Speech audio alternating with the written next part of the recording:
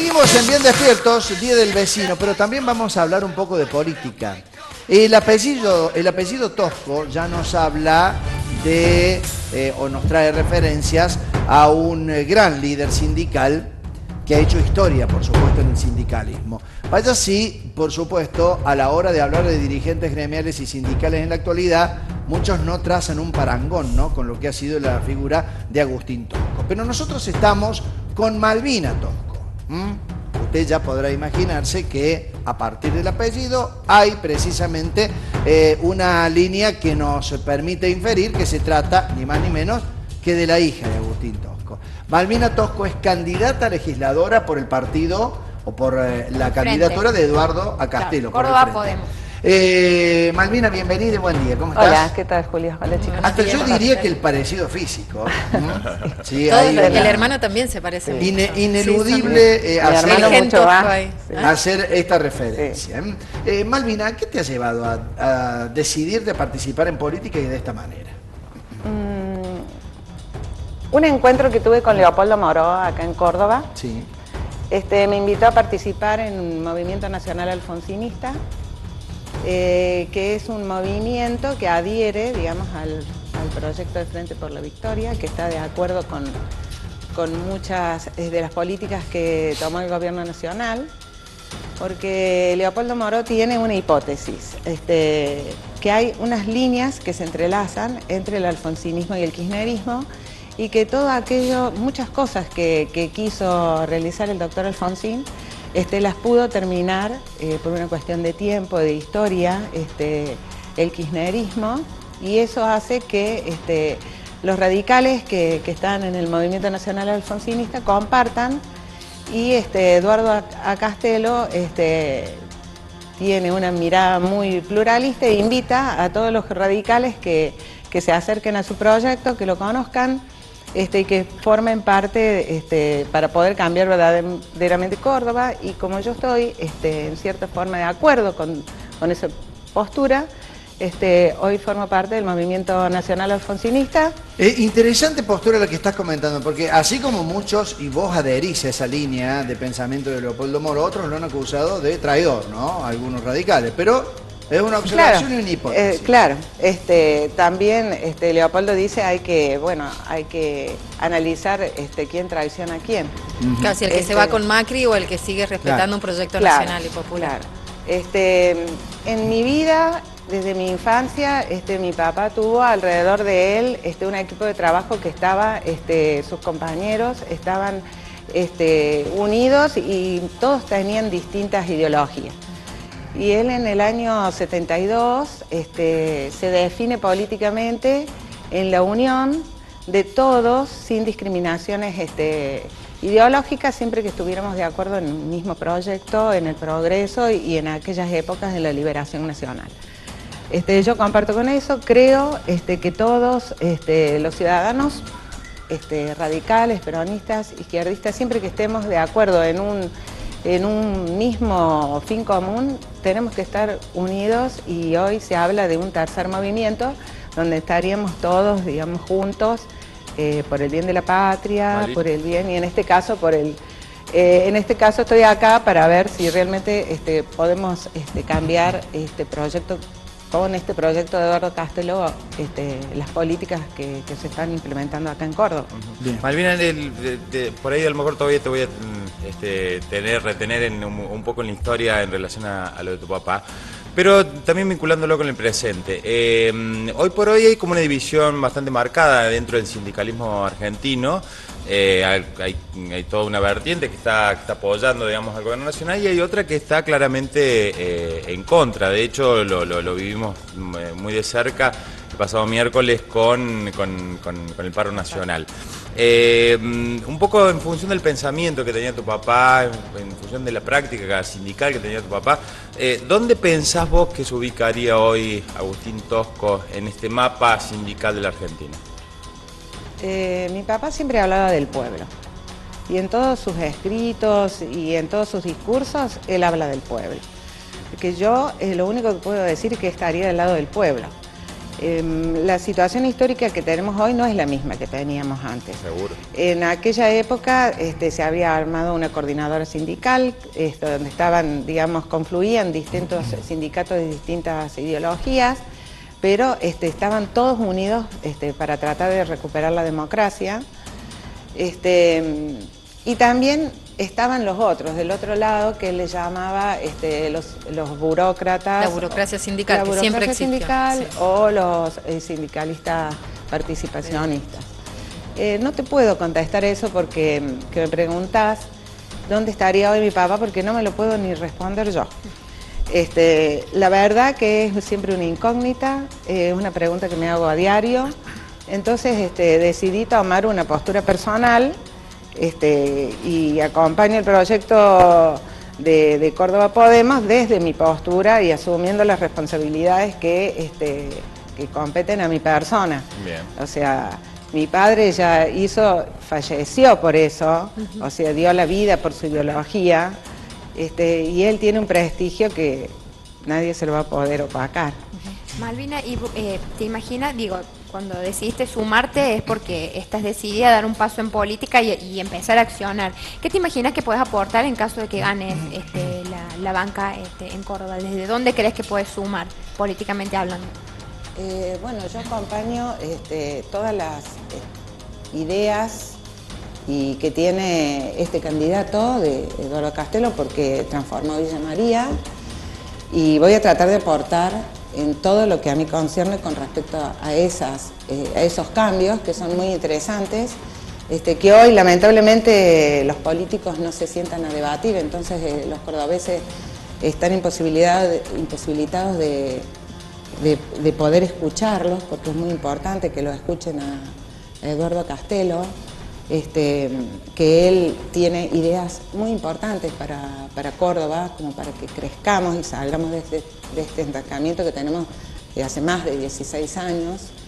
¿Y qué me impulsó eso? Me impulsó un poco el cansancio de sentir que mi provincia está paralizada con respecto al resto del país y que no nos hace falta ser estudiosos, sino que nos hace falta solamente salir de Córdoba para poder darnos cuenta cómo otras provincias han progresado, y nosotros en Córdoba, al contrario, tenemos la mayor diferencia entre la pobreza y la riqueza, se ha acentuado en estos años.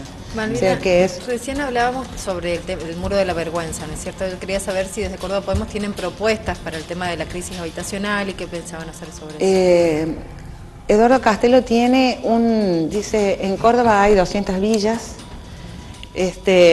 A mí, haber salido en las caravanas con él a recorrer Córdoba me ha hecho ver las diferencias muy notables que tenemos entre los que más tienen y los que menos tienen. Él tiene pensado crear una secretaría de tierra y vivienda. Él tiene pensado hacer un plan Procrear para Córdoba. El Banco de Córdoba tiene pensado que deje de ser un banco solamente para sustentar una tarjeta de crédito, sino también para poder dar créditos para comprar tierras. Y además, algo muy, muy interesante es que la intervención de los municipios en el tema de vivienda, porque también las personas abandonan sus lugares de nacimiento para buscar una mejor calidad de vida en las ciudades, y es por la falta de propuestas que tienen en los municipios para que ellos puedan quedarse desde el punto de vista de vivienda y desde el punto de vista laboral también, de la salud y desde la educación. Entonces, un plan para que la gente pueda quedarse en sus lugares y no ser excluidos, ¿no? Que emigren hacia las ciudades. Malvina, y casualmente con el video pudiste ver esa nota que es realmente impactante. Digo, ¿en qué posición estás? ¿Puede una urbanización privada levantar un muro para separar o dividir la pobreza, o al menos para delimitar lo que es el espacio propio de ese country? El Estado tiene todas las herramientas para intervenir. No lo hace. Lo que demuestra, claro, lo que demuestra ese video es la falta de intervención del Estado y de las verdaderas políticas públicas que hacen falta para que esas cosas no ocurran. Los muros lo único que hacen es excluir. dividirnos, o sea, hacen que dejemos de ver una parte de la realidad. Eso existe, lamentablemente, pero los desarrollistas y los pobres, en realidad, no son los verdaderos responsables de eso, sino el Estado que no interviene, que está totalmente separado de la necesidad que tenemos los cordobeses de que haya políticas para que eso no ocurra. Y Archie, y es largo el tema, o sea, se podría hablar de por qué se tienen que crear los muros, porque hay una inseguridad que cada vez crece más y que algunas personas, a lo mejor equivocadamente, optan por refugiarse detrás de muros. La semana pasada estuvo en Córdoba el famoso arquitecto y urbanista Gustavo Restrepo, sí, y él nos dice continuamente que en lugar de separar, en lugar de estigmatizar, hay que llevar lo máximo que podemos llevar a estos asentamientos, a los asentamientos más humildes, y así integrarlos a la sociedad. Lo que pasa es que yo lo que veo en su discurso es que a lo mejor él intervino, por ejemplo, en Medellín, en otros lugares que estaban mucho más dispuestos y que tuvieron dirigentes que no estaban a lo mejor acostumbrados a que todo es más fácil hacerlo si cobramos una parte de eso, si hacemos un negocio. Bueno, es un tema muy largo. A mí me gustaría preguntarte, Malvina, ¿qué pensás de que la fórmula de Castelo, la fórmula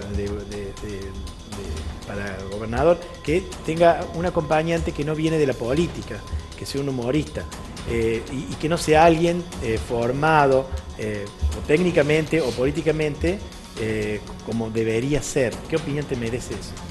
Bueno, yo te podría contestar qué opinan ustedes que yo esté en este proyecto, porque el que estuvo en la política todo fue mi padre, y yo recién me inserto en la política.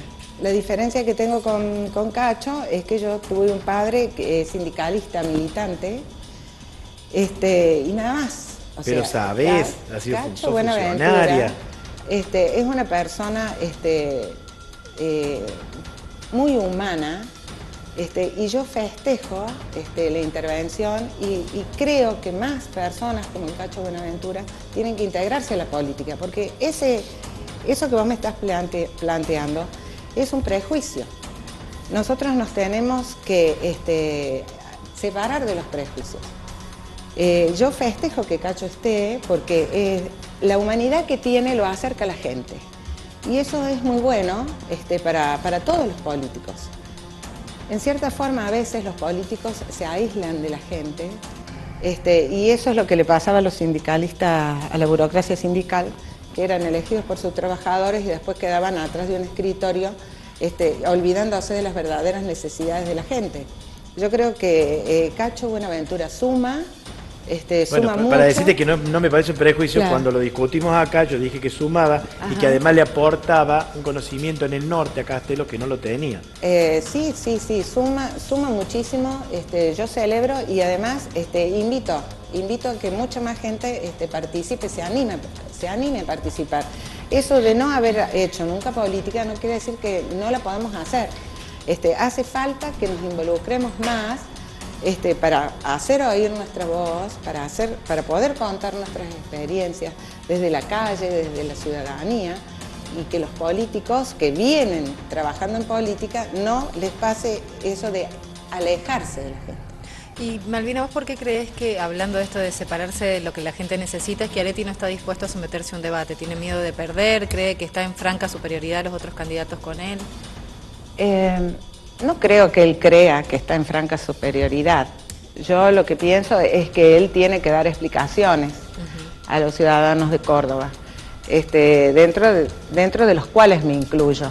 O sea, a mí me gustaría que el exgobernador me explique cuál es el sentido de haber construido ese faro en el parque Sarmiento, y que nosotros que tengamos ese adorno ahí que no sirve absolutamente para nada, y para cuál fue el sentido de eso, la erogación de ese dinero.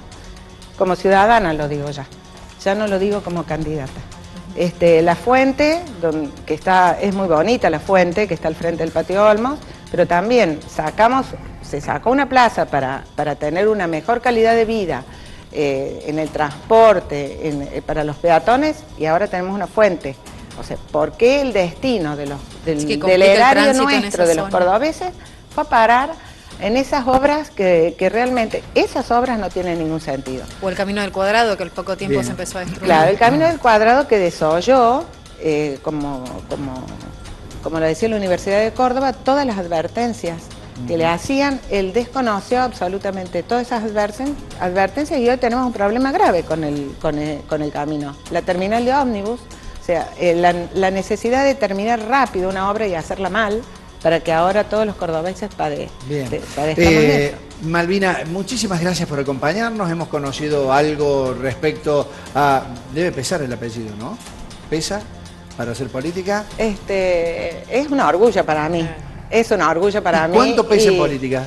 Creo que mucho pesa, sí, pesa mucho. Suma mucho. Bueno, Sí. te deseamos el mayor de los éxitos en Muchas esta gracias. carrera política que estás iniciando. La candidata a legisladora por Córdoba Podemos, el frente de Eduardo Acastelo. Muchísimas gracias. Muchas gracias a Malvina ustedes. Tosco acompañándonos aquí en BDS.